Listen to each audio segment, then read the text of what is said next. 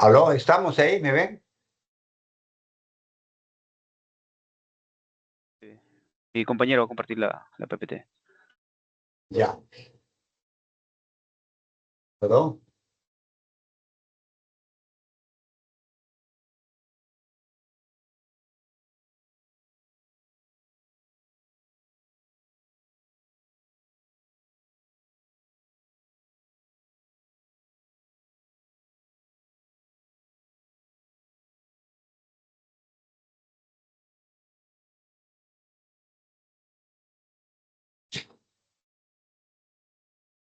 Estamos conectados, ¿no?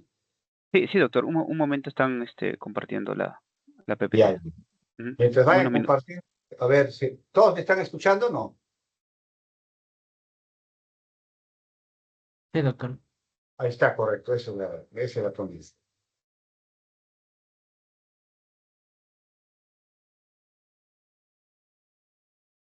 Correcto, ahí está. ¿Cuántos somos, por favor? Ahorita conectados, doctor, estamos 30. 30. ¿Cuántos son? 50, 50 creo, ¿no? Sí, un poco más, doctor. Ujú. Ahorita están ingresando ya mis compañeros, doctor. Ya esperemos un rato. Ya, doctor. Este, mientras, por favor, entre los que están presentes, quisiera ver, supongo que han leído los temitas que les dije, ¿no? Los títulos que les di. Entonces, por favor, quisiera que alguien me hablara si usted ha encontrado algo sobre el Comité 28.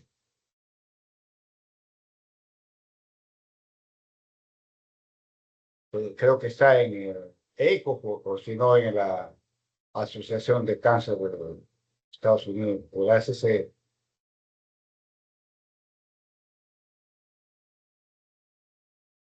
ACS, ¿no? American Cancer Society, o el EICO, el Congreso Americano de Ginecólogos Obstetras. Por favor, ¿alguien ha entrado, ha encontrado sobre el Comité 28? Si no me ayudan ustedes, no va a salir bonita la clase, ¿eh? Yo pues he pasado todo eso para que lean BPH.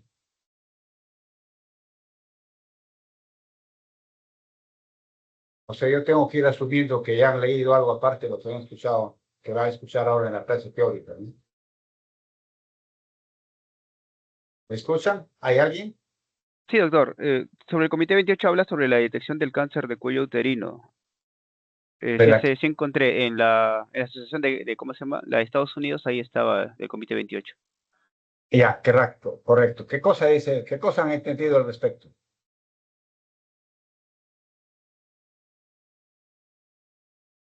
Porque ahí dice, el Comité 28 ha decidido tal cosa respecto al examen sobre el VPH. Algo así dice.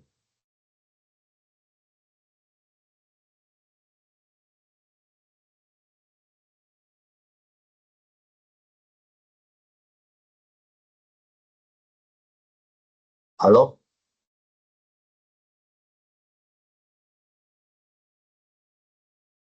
¿Aló?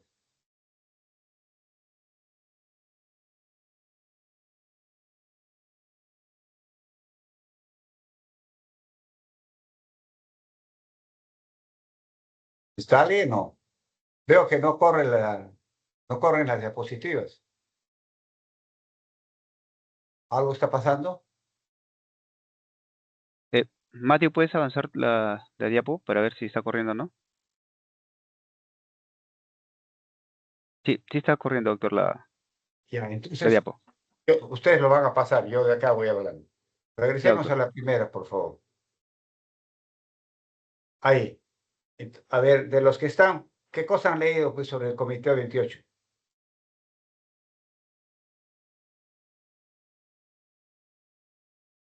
¿Uno nomás ha En encontrado? este, en este caso menciona sobre la posibilidad, dice, de que bueno, propios pacientes recolecten muestra para la prueba de pH de alto riesgo, doctor. Eso es lo Correcto, que menciona. correcto, correcto. A ver, levanten la mano los que han leído eso que está diciendo el alumno. ¿Cómo te llamas, perdón, al que estás hablando? Jeremy, doctor. Ay, Jeremy tú eres Rodríguez. Jeremy, me han mandado el Ujú. correo. Oye, Sí, doctor. Jeremy, aparte de ti, ¿quiénes más han leído? Ahí puedes ver que levanten la mano, ven.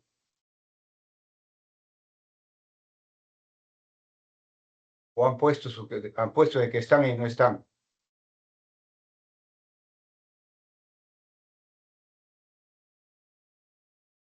De repente no están. A Sí ver, están, a doctor. ver, Sí están, a doctor. ver, abran su micrófono, por favor, todos los que me están escuchando.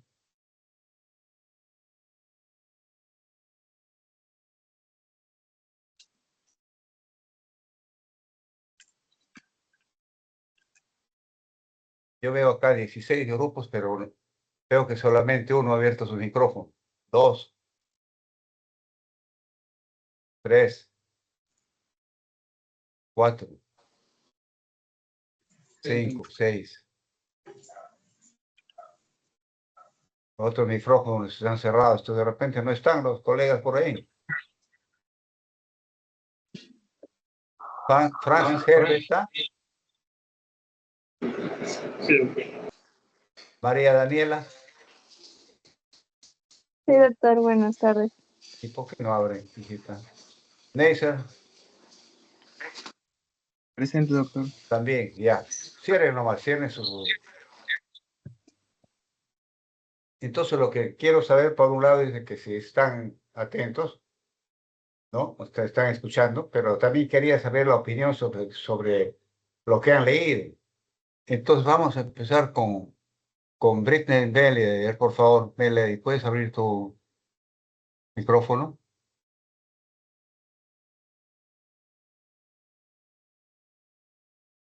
Britney, Sí, doctor.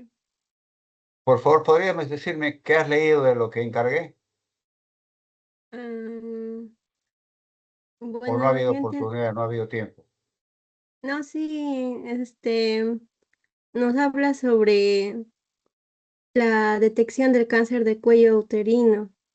En este caso, estaba centrado en la detección primaria, em, en que se iba a hacer más o menos aproximadamente de 3 a 5 años, dependiendo a su edad, eh, viendo también los riesgos del paciente, este, sobre todo, también estableciendo un monitoreo. em, Esa forma de mm, cómo establecen el monitoreo, por ejemplo, es interesante. Ahora lo voy a explicar yo. Pero está sí, bien que haya leído un poquito. Espero que los demás también hayan leído para entender bien. Gracias, señorita. Puede cerrar su micrófono. Entonces vamos a dar por inicio a la clase ahorita, siendo 17:12. Vamos a tratar sobre el virus papiloma humano. ¿Puede pasar, por favor, la siguiente? ¿Me están escuchando bien? Sí se escucha, doctor. Ya, perfecto. Esa es la primera etapa para ver el papilomavirus. Y mira, quiero que vean acá a la derecha las imágenes, la de arriba. Es un virus que ha estado lleno, la célula que ha estado lleno de virus y ha explotado. Y ha dejado así los virus en todos los sitios. ¿Dónde quedan estos virus? Donde se ha puesto la infección.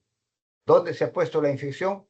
En el sitio de contacto con el órgano que los está transmitiendo. Ustedes saben pues que esta es una enfermedad de transmisión sexual, ¿verdad?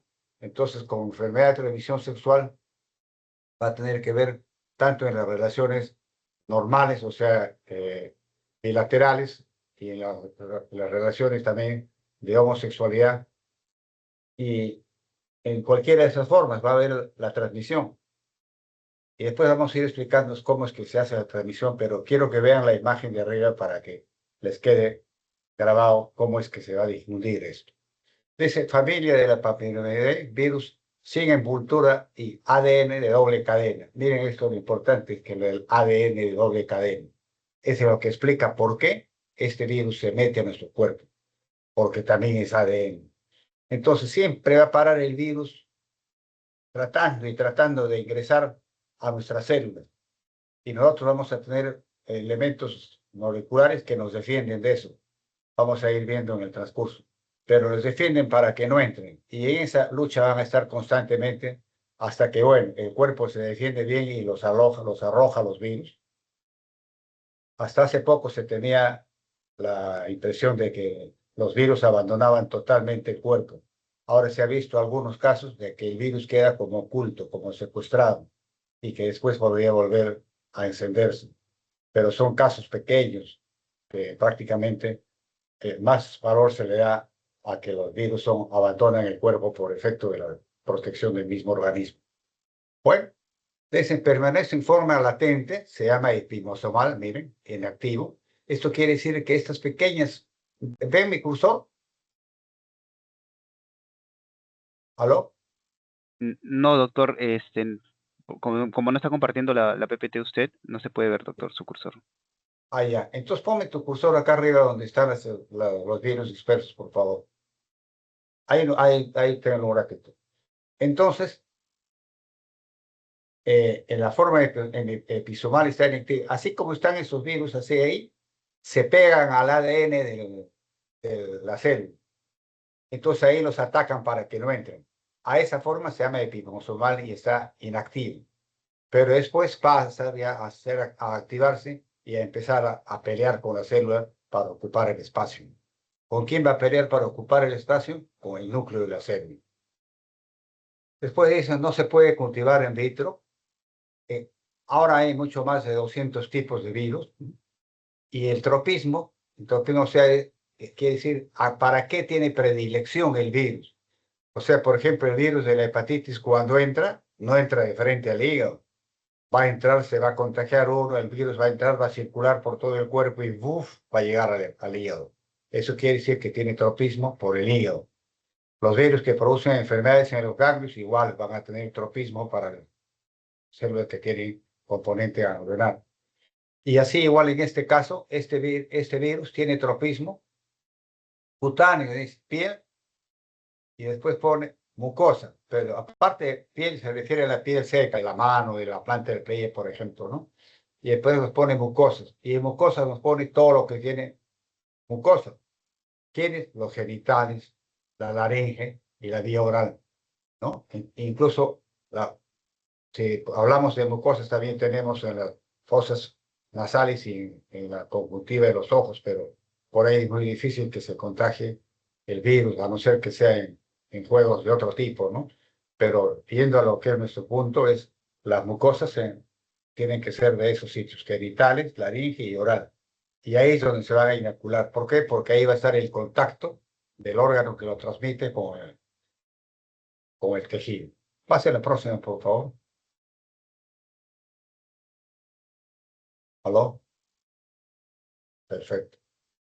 Dice, es la primera causa del cáncer cervical. Hasta ahora se conoce casi el 99% de los cánceres de cuello uterino están producidos por este virus. Hay un pequeño porcentaje, como 1 al 3%, que se llaman los no relacionados, o sea, no relacionados al VPH. Pero la gran mayoría está con esto, por eso es que estamos luchando para eso. Y para ahora ya tenemos la suerte que tenemos una buena vacuna, ¿no? Y la transmisión esto es por la vía sexual, hombre, mujer, mismo sexo, genital, genital, genital, boca, anal, genital. O sea, por todos los sitios por donde se tiene relaciones, se puede sembrar este virus. Y fisuras microscópicas en la piel, tanto en las mucosas como en la piel para que el virus entre, tienen que haber fisuras microscópicas. Ahora vamos a ver un ejemplo bonito de la fisura microscópica. Pero más o menos les comento, por ejemplo, a todos les debe haber pasado que cuando uno se cepilla los dientes, ¿no? Y se cepilla las encías a veces con un poquito más de fuerza que siempre, y uno bota la crema dental o pone el esputo, ve que vienen rasguitos de sangre, ¿no? A todos nos debe haber pasado. ¿Eso es por qué? Porque el cepillo entra a las encías y con con las vibraciones que hace microfisuras en la piel. Y por esas microfisuras sale la sangrecita y uno lo ve en la saliva cuando se cepilla. Bueno, esas microfisuras que se ven con cepillado ocurren siempre durante las relaciones sexuales, sea por cualquiera de las vías, porque en ese frote de los órganos sexuales se produce un roce de la piel y esa piel al rozarse se producen las microfisuras y por ahí es donde va a tratar de meterse el virus. La transmisión vertical, dice, madre feto, bien raro, pero ahora se está viendo muchos casos de cómo se puede defender uno para eso. La próxima. ¿Quién está durmiendo? Perfecto. Miren, el ciclo de vida del pH. De esto vamos a ver varios porque vamos a hablar varias cosas. Esto que están viendo al centro, que son unos ladrillitos, son las células. ¿Las células de qué? Las células del canal cervical. que viene a ser como la piel del cuello uterino. Y está compuesto, como dice a la izquierda, capa escamosa madura, capa escamosa sin madurar, células parabasales y células basales o células madre. ¿De acuerdo? Entonces, abajo vemos epitelio basalis, epitelio normal, el de la izquierda, y epitelio infectado, el de la derecha. Y ya vamos a ir viendo cómo va ocurriendo esto. Hágale un clic, por favor.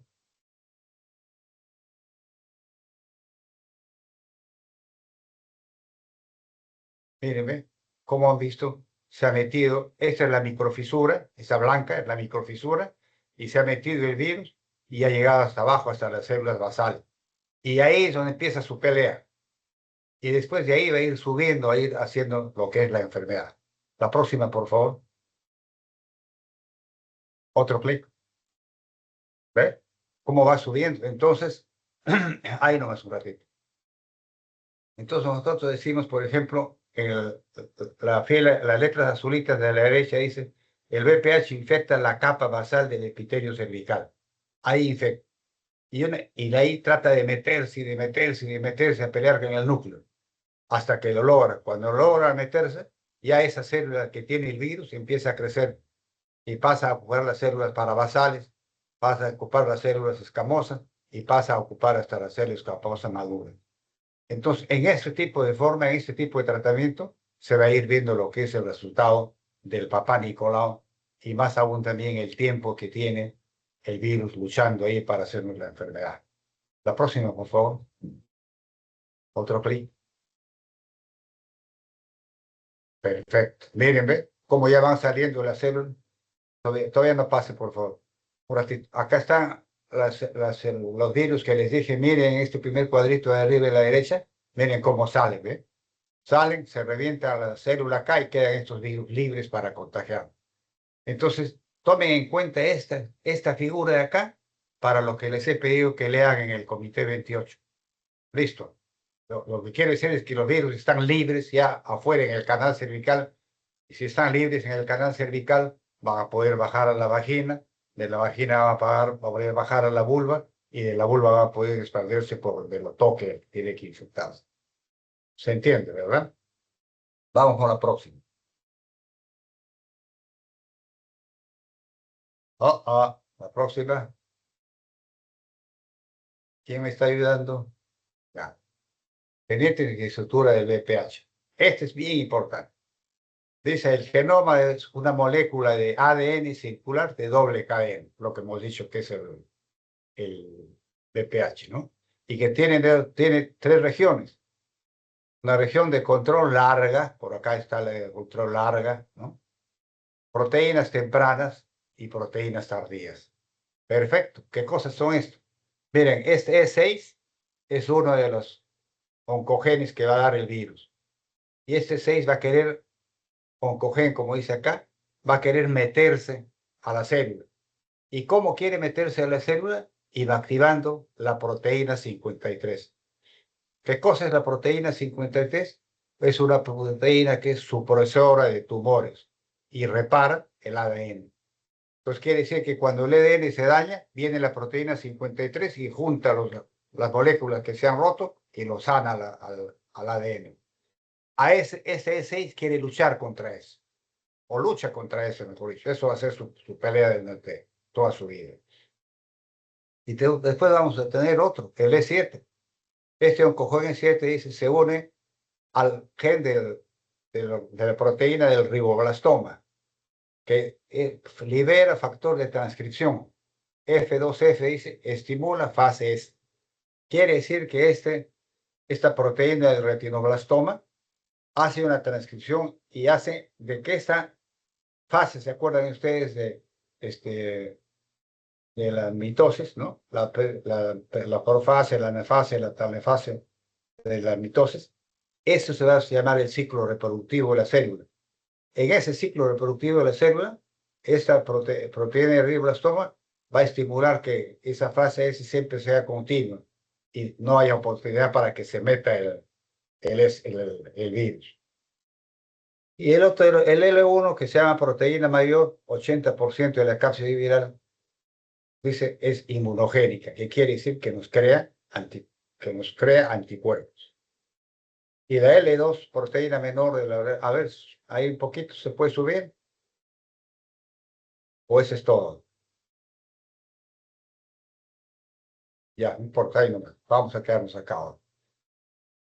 Como les repetí, este ciclo de vida de VPH vamos a ver varios de estos porque tienen que quedarse claro ustedes. Canal cervical dice a la izquierda arriba, epitelio cervical como hemos visto en el otro.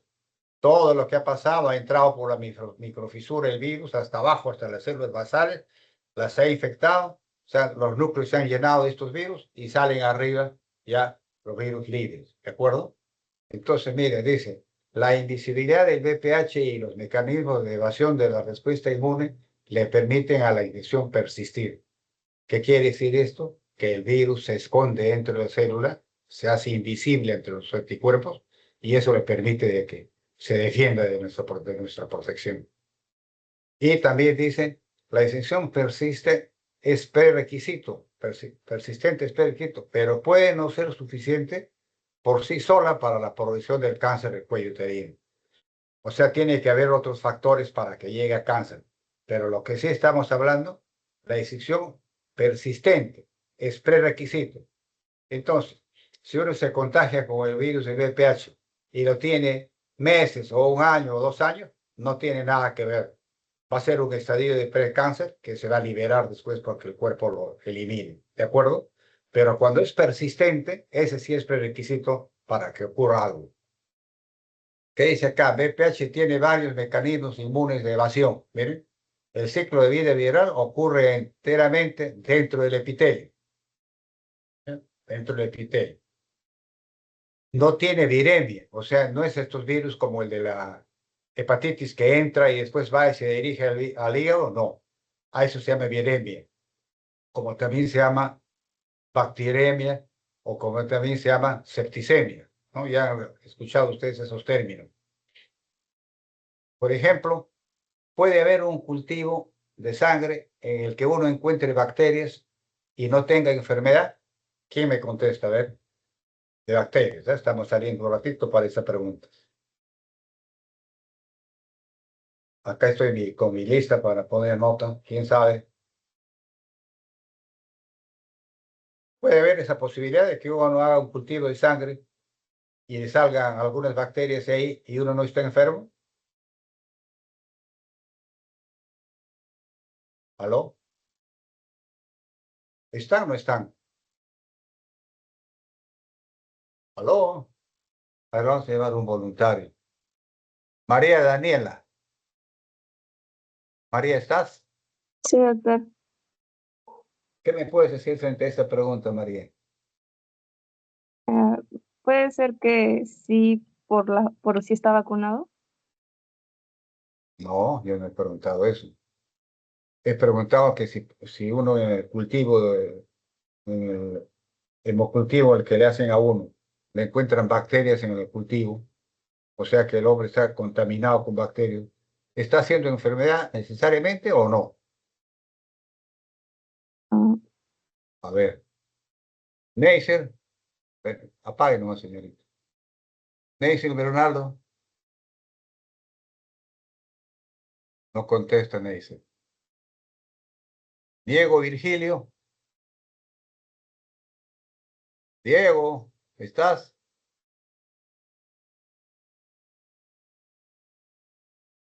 Jeremy, mira, hay varios que no están, ¿eh? Anda apuntando, por favor, Sí, para que él me pase quienes han sí, doctor. asistido.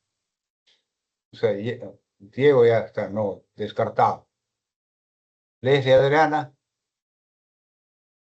Doctor, buenas tardes. Encontrar una bacteria en un cultivo no significa automáticamente que esté causando la enfermedad. Va a depender de los síntomas del paciente, el lugar en donde se tomó el cultivo y la cantidad de las bacterias encontradas. ¿y por qué ocurre eso? Mm, Eso ya no está en el teléfono. Pero ya llevaron ese capítulo. De todas maneras, para no demorar mucho, les voy a contar. Les conté este cepillado que uno hace y que sale sangre en lo que uno bota, ¿verdad? Y que se hace microfisuras en las encías. por esas microfisuras de las encías se meten las bacterias.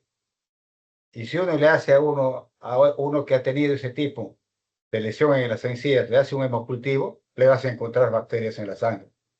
Pero eso no quiere decir que esté enfermo. A eso se llama bacteriemia, o sea, bacterias en sangre, bacteria asintomática.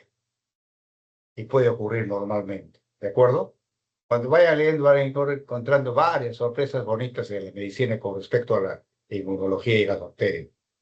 Bueno, gracias. Sigamos. Entonces, estábamos entrando con esto de que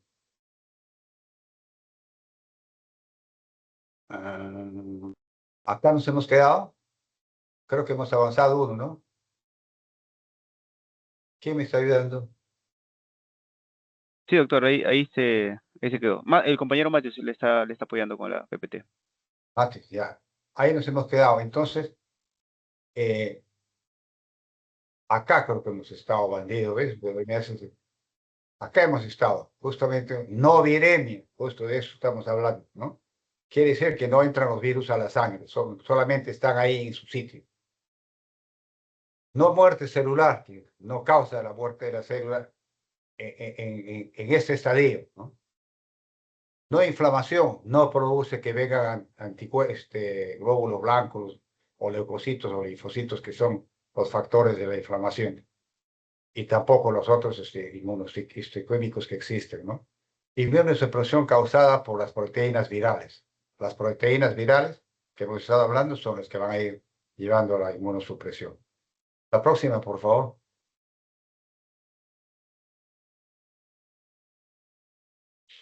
Bueno, para reafirmar y reafirmar y reconfirmar, porque acá tienen que salir expertos sobre VPH. Historia natural de la infección por VPH y el cáncer de cuello uterino. Miren qué bonito está acá. Ven el primer cuadrito dice infección inicial del VPH, ¿verdad? Bueno, ahí se tiene el contacto. El que tiene la infección puede ser el varón o puede ser la mujer, cualquiera de los dos. Ahora, en una pareja que ya ha tenido relaciones y viene uno con VPH y el otro no, no se puede saber cuándo se ha contagiado con el VPH. Pero el hecho es de que en una de las relaciones se contagió. Tiempos atrás esto ha servido como causa de divorcio, separación y todo, porque la mujer nunca ha tenido un varón toda su vida más que su esposo y termina contaminado con VIH. Eso significaba de que el varón había estado con otra señora que estaba infectada. Entonces llevaba pues a problemas y terminaba así. Ahora todo eso ya está cambiando bastante. Ahora vamos a ver que es difícil a veces ver quién ha sido el inicial de la infección. Pero empezamos con la infección inicial del VPH. En eso. De ahí miren la flechita que dice arriba. Tiene que pasar un año con el VPH ahí en el cuello uterino para que pase a lo que se llama infección persistente. Y mire, de infección persistente tiene que estar por lo menos 5 años para que pase acá a un estadio que se llama NIC2, NIC3. Eso significa que la primera parte, el primer año hasta los 5 años, se llamaba NIC1. Ahora vamos a ver por qué se llama NIC1, por qué se llama NIC2 y por qué NIC3. Y de NIC1, eliminación de la infección. Casi los NIC1, como el 90% de los NIC1 se eliminan solas, o sea, el cuerpo los elimina. En el NIC2, un gran porcentaje, y en el NIC3, un pequeño porcentaje. Pero miren al final que dice, antes de bajar a cáncer, dice, tiene que haber tenido más de 20 años el NIC2 o el NIC3 para que haga cáncer. O sea que se tiene un tiempo suficiente para poder diagnosticar a estos pacientes de la enfermedad. Y lo que pasa es que por mala suerte, algunas mujeres no van donde el médico, no van a sus controles, a pesar que el Ministerio de Salud hace controles gratuitos, que es el Papá Nicolau y ahora el VPH. El VPH ahora tiene un costo, pero si hay Papá Nicolau negativo, está controlado, como han leído seguro en el Comité 28. Ya vamos a llegar a esa explicación. Entonces, miren, tenemos 20 años del VIH en el cuello uterino para poderlo encontrar. ¿De acuerdo? Y cuando ya da cáncer, es lo que hemos dicho, ¿no? Ya no está en la fase inactiva episomática, sino ya el ADN está integrado en el ADN viral está integrado en el ADN de la célula. La próxima, por favor.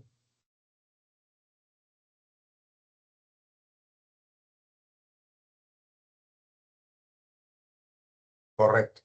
Acá vamos a mirar muy bonito qué cosa es lo que pasa en el cuerpo. Mira, acá arriba, a la izquierda dice papiloma virus humano, arriba en inglés, pero se entiende a la perfección, ¿verdad? Y abajo también dice infección inicial, ¿no? Y abajo dice cuello normal, cervix normal. Entonces, eso es lo que pasa. Viene el virus humano, infecta, y infecta a quién? A una célula normal. De ahí va a tener una flechita de doble sentido. Dice, avanza a VPH infectando el cervix, y ahí se ven las células del papá Nicolau. Tiene su... ¿Puedes poner tu cursor sobre esa imagen o no le hace caso tú?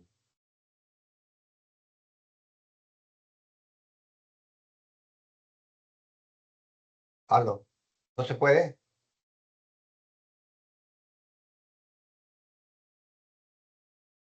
Jimmy, me dijiste que me está ayudando. Baja la próxima.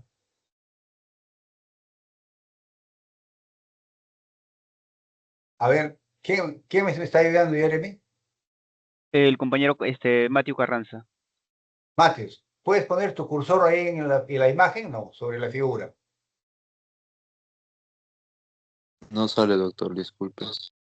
No, está bien, dime nomás, pero quiero tener el diálogo, ¿no? No sale, está bien, no te preocupes. Entonces, vamos a centrarnos sobre la figura del medio, ¿de acuerdo? El figura del medio, miren hacia la derecha, ven una célula pintadita de rosadita, con un núcleo bien pigmentado, ¿verdad? Esa es una célula normal. ¿De dónde? Una célula del cuello uterino, el epitelio. Pero esa es una célula normal. Y a la izquierda vemos varias células azules y miren el tamaño de los núcleos. Se nota bastante la diferencia, ¿verdad? Esas células ya están infectadas por el virus. Entonces ahí va a decir VPH infectando las células del cervix. Estas son las que van a ser leídas en el Papá Nicolau. Después vamos a ver cómo se ha hecho el primer Papá Nicolau. Y esto va a seguir progresando. Y cuando está mientras está con el Papá Nicolau, a veces no se ve ninguna imagen anormal. Y incluso tiene el VPH positivo y tampoco se ve imágenes anormales.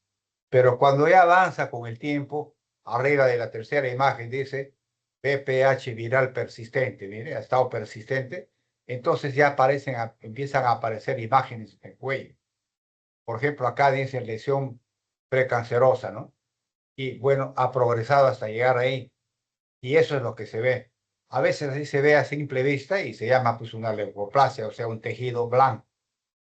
A veces hay necesidad de echarle un poquito de ácido acético. Y el ácido acético es como algo que rápidamente se edematiza, se hincha. Y cuando pasa ese rápidamente que se magnifica más el tejido blanco, ¿no? Incluso hay un método que se llama la inspección visual con ácido acético. Seguro que todos ustedes alguna vez han lavado su ropa o han estado mucho tiempo en la piscina o mucho tiempo en la ducha y se han dado cuenta que los dedos, la piel que está cercana a la uña de los dedos, se pone blanquito. ¿Se han dado cuenta? Y después de un rato, ustedes que uno está diciendo, como que se evapora el agua y la piel vuelve a salir normal. Eso es lo que pasa con el ácido acético. Se le echa al cuello y si existe una imagen anormal como esta, rápido se va a poner blanco. Y ahí se va a poder diagnosticar ya hay una imagen anormal. Y esa imagen, el epitelio blanco que se ve así, va a ser de dos tipos. Uno que se llama tenue, quiere decir que se pone blanco, pero no demora mucho en desaparecer. Y el otro que se llama persistente, ¿no? Y uno echa el ácido acético y se ve que demora mucho en desaparecer. Entonces uno ya sabemos de que cuando desaparece rápido, el epitelio blanco es bien delgadito. En cambio, cuando demora en desaparecer, el epitelio blanco es grueso, o sea, es denso. Entonces llamamos epitelio blanco tenue, o llamamos epitelio blanco grueso, ¿no? O epitelio blanco que puede ser persistente. Entonces, Esas son las imágenes que vamos a ver. Por favor, para que vayan viendo cómo es un comportamiento de células sanas, cómo es cuando la célula está contaminada con el virus y cómo es la imagen que se ve en el cuello. Ya les digo, por ejemplo, se ve a simple vista, no necesita hacer la colposcopía, ya vamos a hablar de eso también. La próxima, por favor.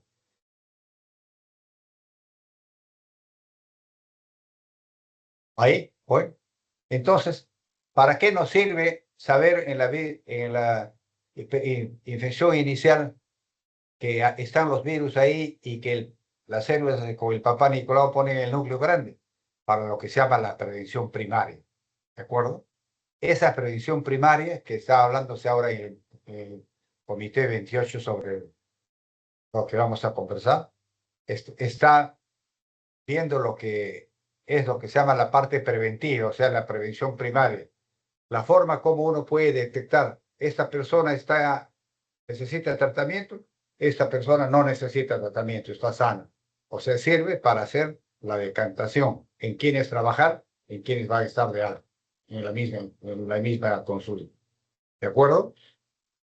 Y en la parte de la derecha dice prevención secundaria. ¿Eso qué significa? De que ya una vez que uno ha visto que hay el papá Nicolau, entonces tiene que intervenir el profesional. La prevención primaria, como vamos a ver del Comité 28, ahora se hace la autatoma del virus. O sea, la misma paciente se puede tomar la muestra, pero en cambio en la otra tiene que intervenir el profesional. Y por eso se llama prevención secundaria. Pasamos, por favor. Bueno, empezamos con 100, ahora estamos con 150 y yo les he dicho que hay más de 250 tipos de VPH.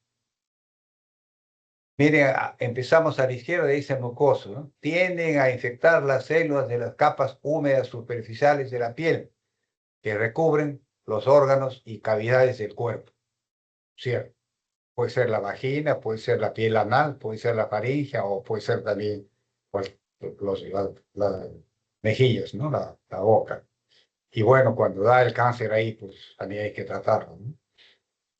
Pero miren un poquito abajo que dice, tipos de alto riesgo, dice, eso aprendan ahorita, no se olvide. Incluye dos tipos, el número 16 y el número 18. Y de esos dos, el más malvado es el número 16. Entonces, ya podemos saber si es que el papá Nicolau o el VPH nos dice, tiene el virus del número 16, esa paciente tiene que tener controles más rigurosos. Ese es el 18. En cambio, los otros que nos vienen 53, 53, uno puede ser un poquito más de tiempo en los controles porque sabemos que no es de alto riesgo. Después dice tipos de bajo riesgo, incluyendo tipos del 6 y el 11. Y después dice cutáneos infectan la piel pudiendo originar verrugas, verrugas comunes, pies y manos. Y esos son como 200. Y que no solamente nos atacan a los humanos, sino también atacan a los seres vivos que entran en contacto, ¿no? La flechita roja está apuntando para uno que dice grado bajo de anormalidades de las células escamosas. Sí, puede ser eso en el inicio. Grado bajo de anormalidades. Segundo, dice grado alto de anormalidades precánceres de las células mucosas. Bueno, ya estamos viendo que sigue avanzando. Y varios casos de cáncer ya al final. O sea, nos están poniendo en la graduación cómo va a ser el comportamiento de este virus. Y a la derecha en el azulito dice papiloma del sistema respiratorio y laringe, ¿no? Son unos pólipos chiquititos que se llaman los papilomas. Grado bajo de anormalidades de las células mucosas. Y dice verrugas genitales rara vez se convierten en cáncer. Y también esto que nos sirve de una vez para que no se me pasen. Por ejemplo, dice ahí en las células de la laringe, ¿no? Pero siempre que haya papilomas de VPH en las células de la laringe, no quiere decir que sean del tipo del PVH, de los que atacan en la parte sexual, sino también hay virus que tienen, así como hemos dicho que tienen su tropismo para el epitelio, va a haber otros virus que tienen su tropismo para el epitelio faríngeo, o laringio, o bucol, pero que no les van a producir ese tipo de cáncer. Va a ser una enfermedad típica de las vías respiratorias. La próxima, por favor.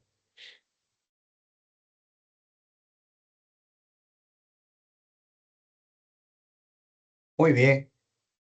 ¿Qué causa el cáncer? Dice, y el virus del papiloma humano. Miren, BPH al centro y miren hacia arriba. El cuello uterino es el más frecuente, ¿no? De ahí no están por frecuencia, pero si vamos por la derecha, tenemos en la orofaringe, tenemos en el pene, tenemos en la vagina, tenemos a la vulva y también en el ano. O sea, todas las zonas donde haya contacto con el virus, ahí va a poder entrar el virus y fastidiar y meterse y dar la enfermedad. La próxima, por favor.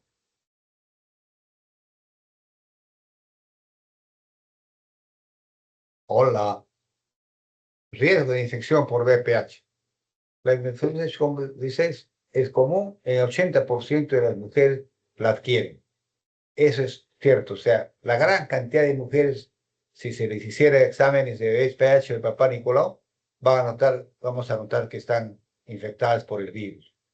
Y por eso es que se ha hecho este tipo de vacunas a todas las mujeres, no solamente a las que tienen síntomas.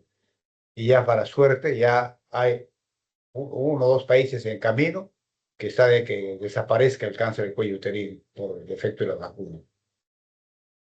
Dice que el riesgo acumulado de adquirir la infección en mujeres con un compañero sexual es 46%. Miren ahí, 3 años después de la primera relación sexual. Por eso es que a veces no se sabe porque hay varones o mujeres que tienen varios compañeros en periodos cortos, ¿no? Ahora es más frecuente que antes de eso. Antes, bueno, 3 años uno podía esperar. Ahora parece que no es tanto la restricción para eso. El riesgo de infección por VPH, dice oncogénico, es más alto incluso después de la primera relación sexual y continúa a través de toda la vida de una mujer sexualmente activa. Miren ese dato tan importante. O sea, dice que en la primera relación puede ser la oportunidad más alta de contagiarse.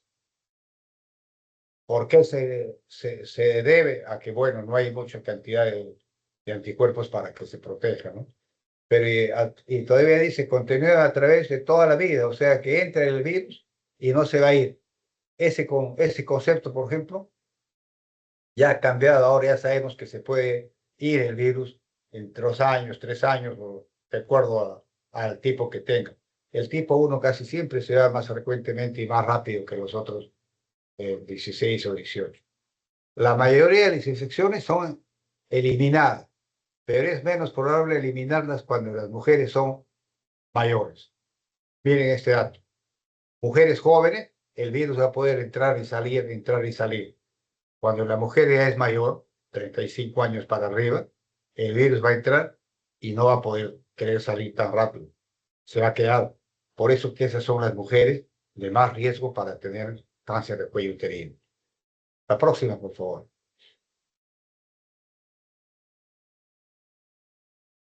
Bien. Factores de riesgo, dice, clasificación epidemiológica de VPH asociados a cáncer de cervix. Miren los serotipos carcinogénicos de alto riesgo, pero quedémonos solamente con el 16 y el 18, ¿de acuerdo? Todo lo demás, a pesar de que dice alto riesgo, son poco frecuentes que produzcan la enfermedad. Y probablemente carcinogénicos, dice que probablemente puede ser el 26, 53 y 66. Entonces, cuando se piden las pruebas para VPH, los laboratorios a veces quieren sacar su ventajita porque primero sacaron para 4 tipos de virus, después sacaron para 7 tipos de virus, después sacaron para 14 tipos de virus y ahora creo que ya está para 35 tipos de virus. Pero los clínicos, los que trabajamos en esto, sabemos que es suficiente la de 14 cepas. O sea, no hay necesidad de que nos hagan más cepas. Y si tuvieran solamente para 4 o para 7, también nos interesa porque nos interesa ver si es que están el 16 y el 18. ¿De acuerdo? No nos interesa para qué 35 cepas. Las otras van a ser cepas que se van a ir, como el cuerpo los va a eliminar en poco tiempo. La próxima, por favor.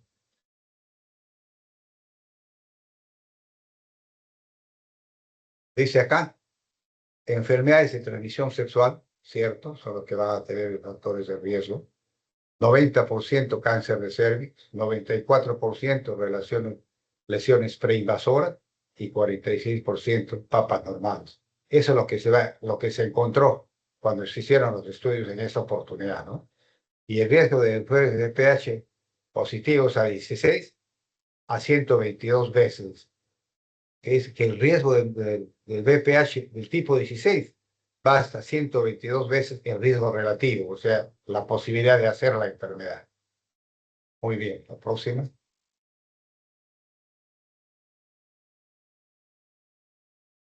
Hola. Ya. Esto es lo bonito porque miren, nos hace la historia, dice previsión de cáncer cervical, donde hemos estado y hacia dónde vamos. Y ese doctor que está acá es el doctor que se llama George Papanicolaou. Miren cómo se escribe Papanicolaou para que escriban bien.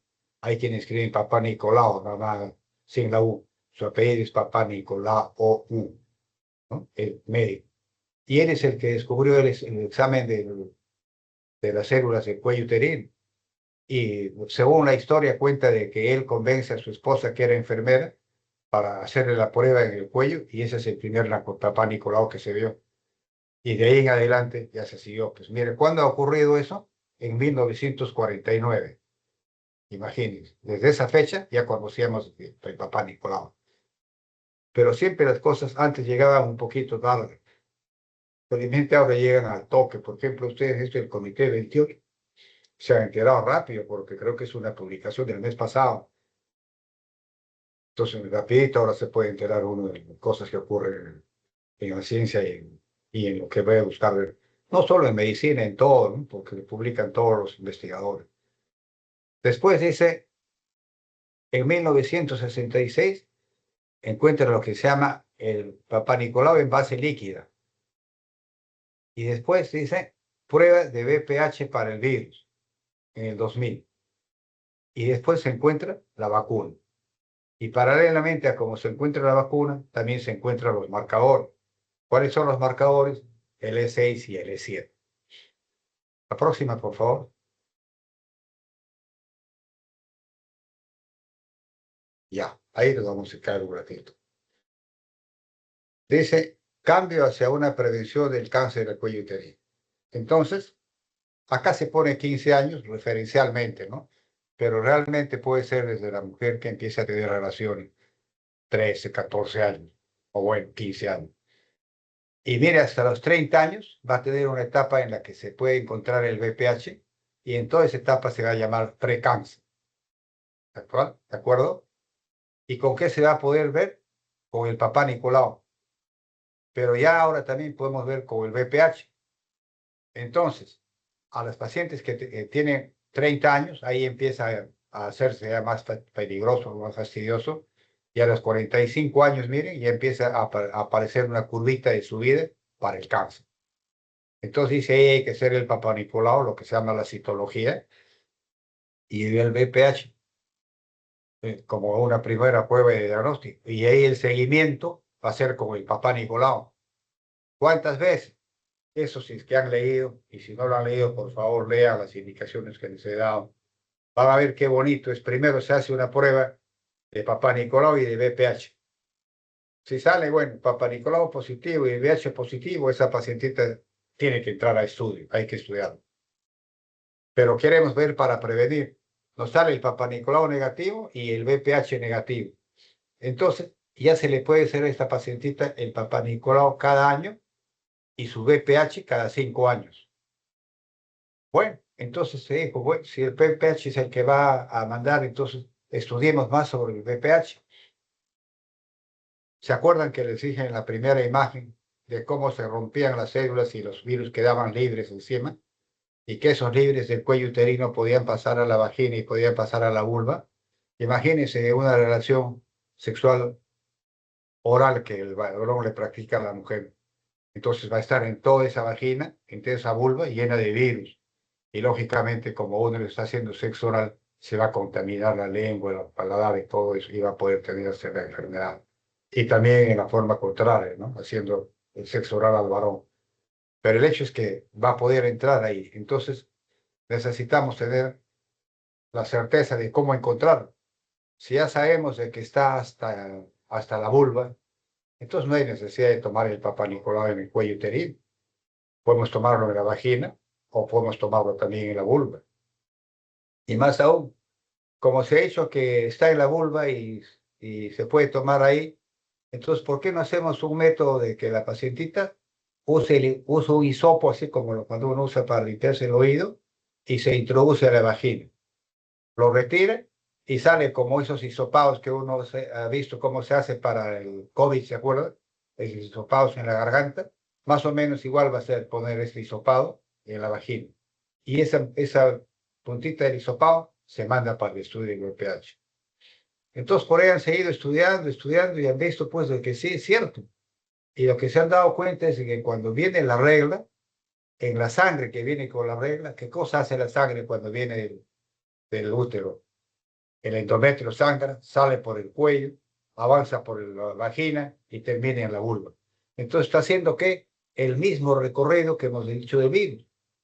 Entonces uno lo puede encontrar en la sangre menstrual. Y si se encuentra en la sangre menstrual, entonces se facilita el autotoma, miren. Ya no hay necesidad que la paciente se esté introduciendo el dispositivo para tomarse la muestra, sino solamente de su regla, el pañito de regla, el pañito que se usa para controlar la regla. Se puede cortar un pedacito donde haya más cantidad de sangrado y ese puede entrar como muestra al frasco para hacer lo que se va a llamar el estudio de BPH. Y bueno, esto no es tan novedoso, porque no sé si ustedes se acuerdan, hace como 10 o 15 años creo que se descubrió el genoma humano y empezaron a salir estudios para ver qué componentes tenía el genoma humano. Entonces empezaron a estudiar en mi cromosoma de qué partes del mundo tengo influencia. Entonces a uno le hacen su estudio genético de su organismo, ¿no? ¿Y qué va a encontrar? Va a encontrar que tiene un porcentaje de ADN que corresponde, por decir, al Perú, un porcentaje que corresponde a México, un porcentaje que corresponde a Estados Unidos, un porcentaje que corresponde a cualquier sitio del mundo. Entonces, ese estudio del genoma humano ya se ha hecho, ahora se hace, tiene un costo y uno puede saber de dónde viene. Pero después ha bajado un poco ese entusiasmo porque, por ejemplo, hay razas o tendencias políticas que odian ser de tal país, ¿no? Como lo que vamos a tener el domingo.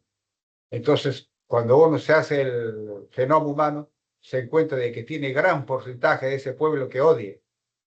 Entonces, han quedado, pues bueno, pero de todas maneras, como es científico y que uno quiere saber, se hace. Entonces, esa es la gran ventaja de haber conocido el genoma humano. Tanto así también para influir un poco en su bagaje cultural. Yo vi un artículo una vez en uno de los diarios que unos muchachitos de 5, 10, 15 años estaban jugando en su casa en Alemania. Y bueno, ahí esas casas tienen pues huertas grandes, ¿no? Y esa tenía todo, casi un cerro, su propiedad del señor. Y estaba jugando y jugando y de repente había una cuevita. Siempre se corrían a esconder a la cueva, a leer, a contarse cuentos, etc. Y un día a uno de ellos se le ocurre escarbar en la cueva y encuentra huesos humanos.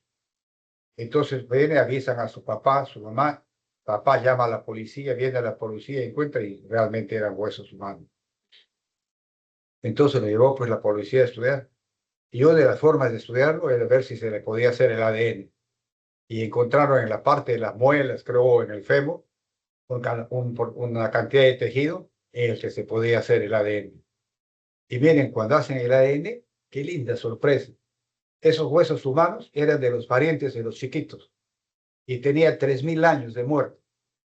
O sea, esa familia vivió 3.000 años en esa misma casa, en ese mismo huerta, en ese mismo cerro.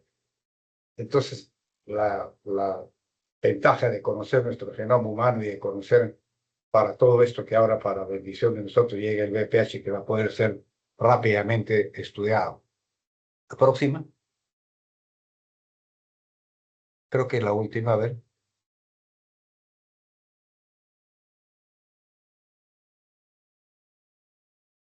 Perfecto.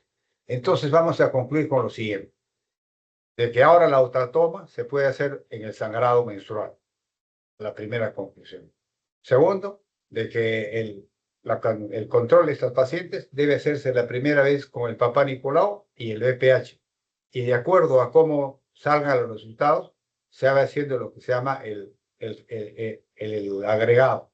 Casi siempre va a ser Papá Nicolau, 5 años y después VPH. Esto va a ir cambiando de acuerdo a las reglas que cada país lo escojan. Pero en ese comité 28 que han leído, ahí dice eso, ¿no? De que puede hacerse el Papá Nicolau. Entonces, el Papá Nicolau, que había sido una prueba ya hasta despreciada por algunos porque no servía, ahora ha pasado a ser la vedette, ha regresado a ser la vedette del control de la enfermedad, porque no hay necesidad de hacer estudio viral todos los años, sino cada 5 años. Bien, ahora, por favor, preguntas. Quiero escuchar preguntas de lo que han escuchado, lo que yo les he dicho, o de los temas que les he encargado para leer. Cualquier cosa vamos a escuchar.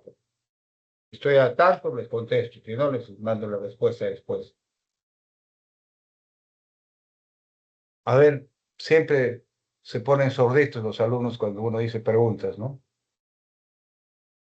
Fiorella Doctor, Cristel, una ¿está? disculpa. Perdón. Sigue nomás. Sigue, Eduardo. Ay, En relación, en relación a la infección del virus papiloma, en sí, si la paciente presenta otra ITS, ¿esta puede llegar a influir en la aparición del cáncer o eso ya es algo aparte? Si la paciente presenta, ¿qué? Otra ITS. No, son independientes. Cada uno corre por su lado. No tiene nada que ver la Ay, otra enfermedad de gracias. transmisión sexual con respecto al virus de PP8. La sífilis va a correr por su lado, la clamidia va a correr por su lado, cada uno produciendo su enfermedad. Realmente la vagina es un órgano, pero muy eh, lleno de enfermedades. Sí, muchas gracias. ¿Ah? Está bien. Énfasis en ¿Qué prevención. dice?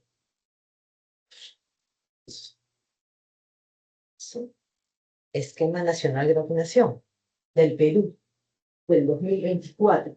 Correcto. Se vacunan niños y niñas de 9 a 13 años. Acá tengo yo mi profesora que me dé mejor la clase.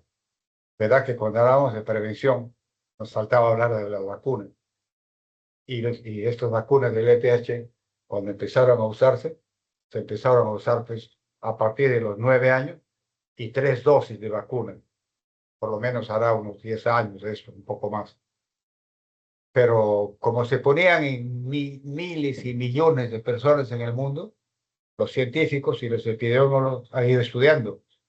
Por ejemplo, 10.000 muestras de niñas de Estados Unidos, 20.000 muestras de las niñas de Europa, 20.000 muestras de las niñas del África. Así han ido estudiando y han ido haciendo lo que se llaman los metaanálisis, que son los análisis de cada investigador para ir llegando a conclusiones. ¿Y a qué conclusión han llegado?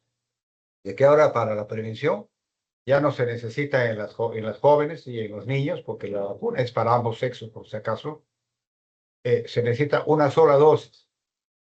Y con esa sola dosis van a estar protegidos. Lo que recomienda 2 o 3 dosis a las pacientes que son mayores de 30 o 35 años. Pero esto es importante. Ahora el calendario de vacunaciones del Ministerio de Salud, ustedes van a ver por la televisión, por ejemplo, hay un programa en el que sale una señora que quiere cortar una manzana y después pone una tetera a la cocina con gas y después está preocupada, se nota que está ansiosa y empieza a preguntar qué hago para que mis hijos no tengan cáncer de cuello uterino. Y sale la enfermera o la profesional y dice, lo que tienes que hacer es vacunar a tus niños. Y aprovecha porque el Ministerio de Salud ahora está vacunando gratis de tal a tal edad. Ustedes, por ejemplo, deben haber escuchado esta clase. Ya nadie en su casa que tiene menos de 20 años debe quedarse sin vacunas gratis.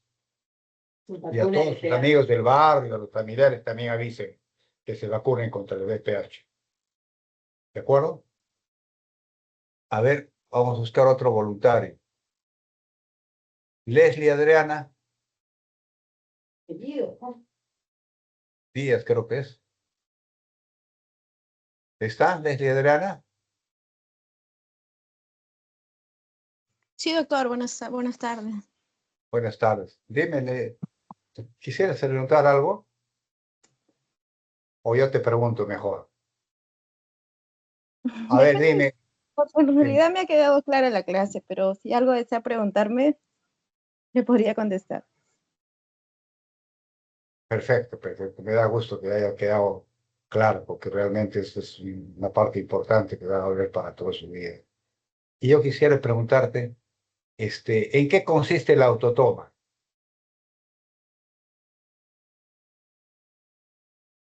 Sí, bueno, la autotoma es cuando la paciente con un hisopo, ¿no? Se toma una muestra,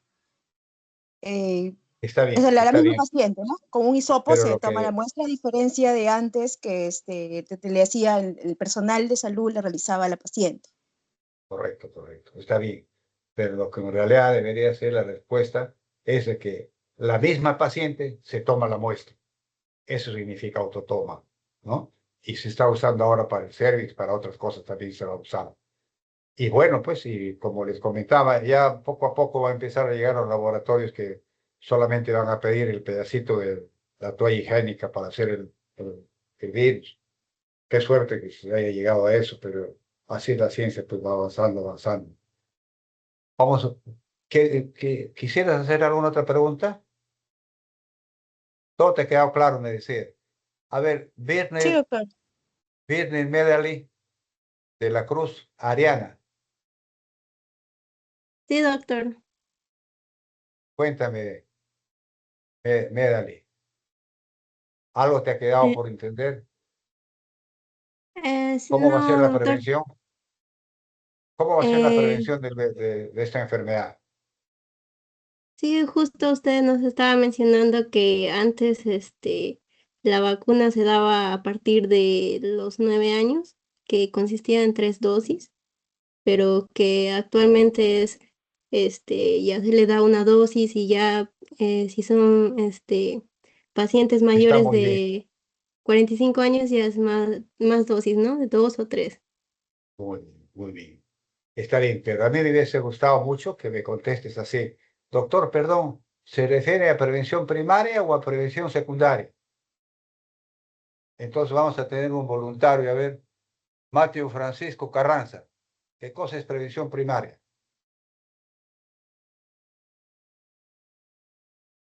Y han llevado ustedes ya sus clases de investigación, tienen 2 años, creo, o 3 años. ¿Está Mateo Carranza? Sí, Jeremy doctor. apunta. Ah, está Carranza. Pero ustedes se demoran, pues, mirando el celular. No, no quiero mirando el celular, pero a última hora no importa, ¿no? Pero quiero que me den su opinión así en fresco para ver cuánto se gana con la clase. No, doctor, sino que iba a salir eco, por eso no prendía mi micrófono. De prevención primaria, ¿Ibas a salir? No, pero eh, si tienes que pues, hacer, está bien, no te preocupes, puedes retirarte nomás. eso, sino que me acuerde, disminuye, más que todo es como una medida preventiva, creo, que para Por disminuir el eso se riesgo llama de pues, prevención primaria, porque es una medida preventiva. ¿Y por qué se llama primaria? A ver, para 20. nos protejan, más o menos. Entonces, Y letra C, vamos a escuchar acá a otro, también. otro voluntario. Gracias, Francisco. A ver, ya le pregunté, ¿no? A Elvis, a ver, Josué, Choquehuanca, Calderón, de la Barca. ¿Está? Sí, doctor. Buenas tardes. ¿Qué cosa es prevención secundaria para Elvis?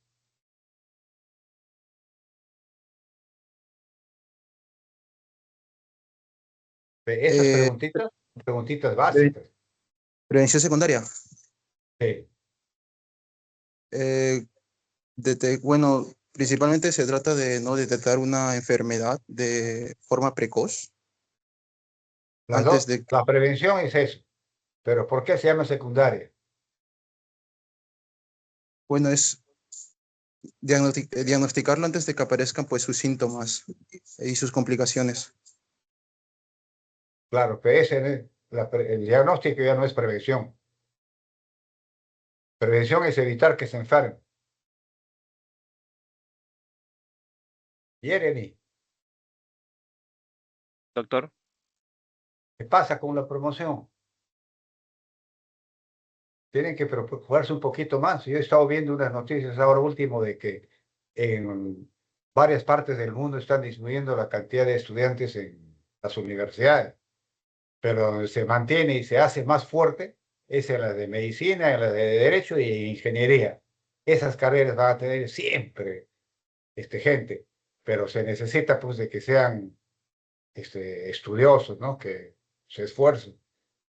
Ustedes si se dedican un poquito a estudiar van a terminar siendo no solamente médicos brillantes, sino personas brillantes, ¿no? Personas que van a salir de su estado en que están, van a ayudar a su familia, van a tener cosas. Pero para eso hay que ser bueno y la única forma de ser bueno es sacrificándose, estudiando, leyendo. Bueno, ahí los dejo para no seguir rezando. Entonces, ¿qué vamos a hacer?